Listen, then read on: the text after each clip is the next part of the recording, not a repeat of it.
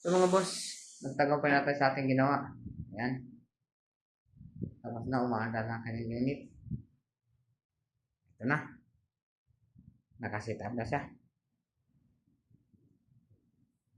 So yung naging problema niyan mga sir, shorted ang wiring. Tapos malfunction ang PCB. Gawa ng yung wiring ay shorted.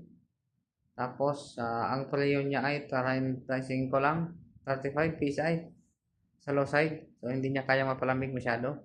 Nag-aas yan kanina. So yun. So far so good. Natapos na tayo sa ating ginawa. Ito yung part ng ating video.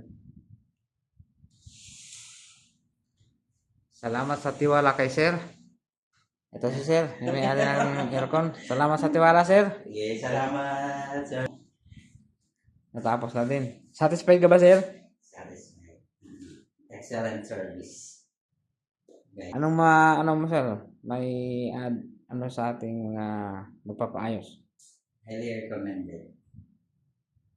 2 thumbs up. Salamat sir. Yes. Salamat sa tiwala.